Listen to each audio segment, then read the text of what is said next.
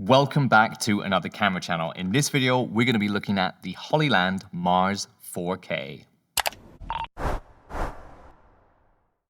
First off, I'd like to say thank you to Hollyland for sending over the Mars 4K for us to test out.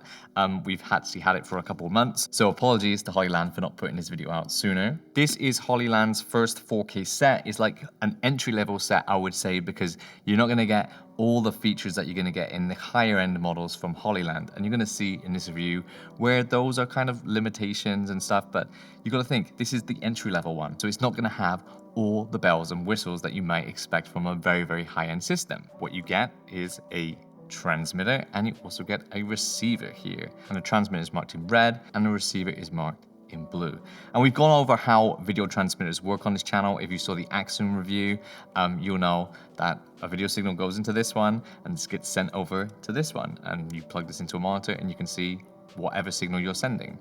What's different about this set is, like I said, you get 4K, but you only get 4K over HDMI. There is SDI on this model, which is a very nice addition. However, that is only 1080p, and the 4K is UHD.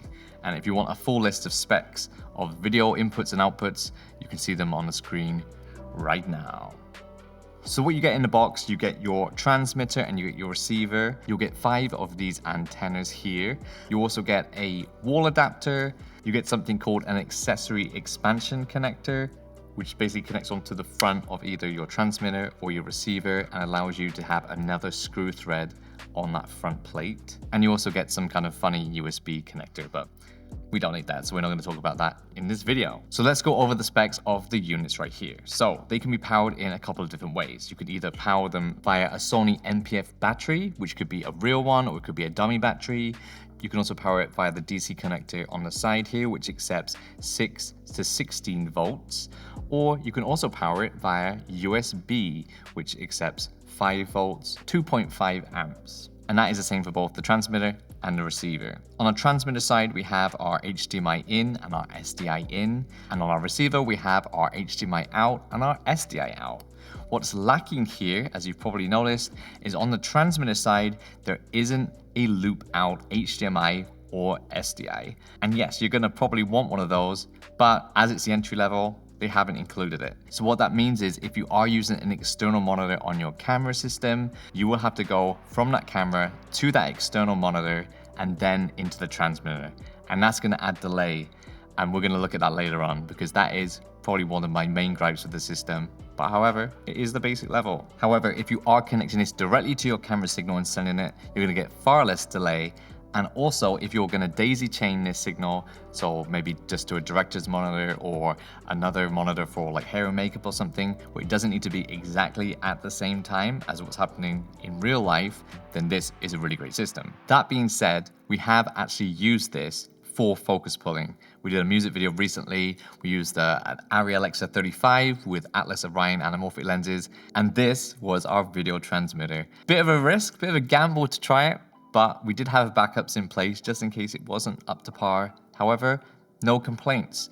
And we recorded the signal that we got from this into an A10 Mini, so you can see exactly what the focus puller would have seen right now. So if you look at this and you think, yeah, I could focus pull on this, this is fine, then, this is a system for you. The delay wasn't actually that bad.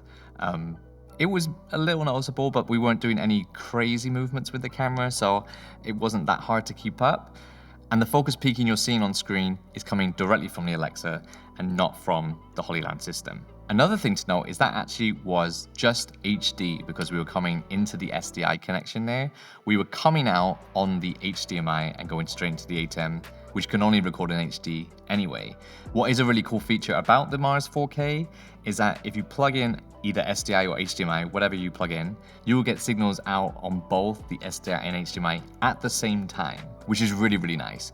The only caveat is, of course, HDMI can be 4K if you're doing 4K in. The SDI will be limited to 1080p. But I do really love that it comes out of both the connections at the same time, so you can send one SDI to one thing and the HDMI to another. So let's talk about ecosystem and connection. So in this kit, you get the transmitter and your receiver. There is also the Mars M1, which is a dedicated transmitter or receiving screen, which works with these. So that's really nice product from what I've seen. I've held it in my hands at a trade show. Very, very impressive. I wish I had one to show you in this video, but alas, I don't. But what you do get is the chance to connect that screen, that Mars M1, to this transmitter. So you'd have this hardware receiver plugged into a very large monitor or for a focus puller, for example, and you can have a Mars M1 being carried around by someone like a director or even like makeup or someone like that. This is limited to 2 hardware receivers like that. So you can connect one transmitter to 2 Mars M1 screens, or one of these receivers and a Mars M1 screen, or 2 of these receivers like this.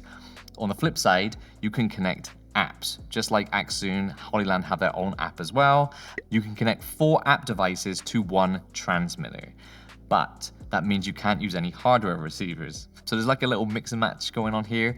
If you do introduce a hardware receiver, you knock out 2 of the app receivers. So one of these equals 2 iPhones basically. Same with the Mars M1. If you introduce a Mars M1 into the system and you're not using this, you can only use 2 apps on phones or tablets to get the signal. And while that kind of sucks a bit, you gotta remember this is the entry-level system, so they want you to upgrade to the bigger and better ones if you need those kinds of things. I'm thinking a lot of people who are gonna be buying this are not gonna be needing so many connections. 1 or 2, maximum probably 3 is gonna be enough. Don't worry too much about it. It would be cool if there were more connections, but I think we can make do with just the 1 or 2. The app is also really nice. I haven't used it too much. I don't really rely on the apps that much, but it has a lot of features like focus peaking and waveforms, histograms, and you can also do recording, which is actually really nice if you need backup recording onto a phone device or a tablet or something like that. You're having someone who's maybe art director who has an iPad and they're recording and taking screenshots of what's happening from the camera for continuity and things like that. Very, very useful thing to have. Like I said, I haven't used it too much. I rely mainly on the hardware receivers, but having a nice full-featured app is definitely a plus. There is a very basic menu system that you can access via the button on the side. And what you're gonna have access to there are the speed modes or the transmission modes. They're called scenes in the menu. So basically there's 3 options. There's like the high bit rate, the best quality one, HD, I believe it's called. Then you've got balanced mode, and then you've got speed. I haven't really done too much testing between the 3 because, like, for our purposes that we're using it for, it's mainly speed. I did test it out the first time I opened it up. I did test all 3, and they all seemed, maybe the HD one was a little bit better quality, and the speed has minor kind of like pixel breaking or like blocking sometimes, just to keep up with the speed. But overall, for our purposes, for what we're using this for, we're kind of leaving it on speed. I would recommend using the HD mode if you are recording inside the app. If you want the best quality, obviously that's going to be in the HD mode. The other options in the menu, you have fan settings.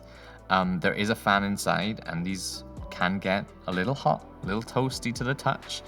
So you have 2 modes, basically just an automatic mode and a quiet mode.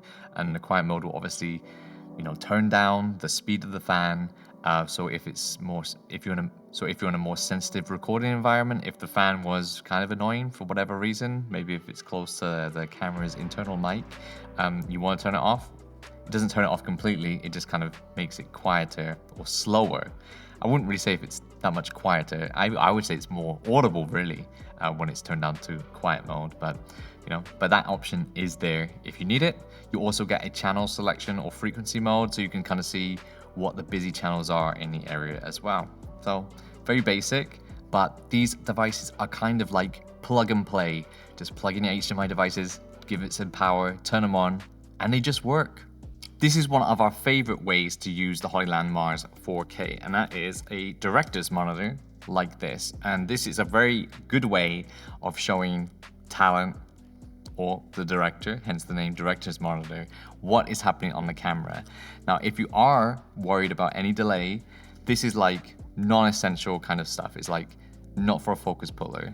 So a delay doesn't really matter, but it's good to be able to show like talent or makeup artists what's actually happening on screen. And if you want to know the model of this kind of set here, it's a Nitsi director's monitor set.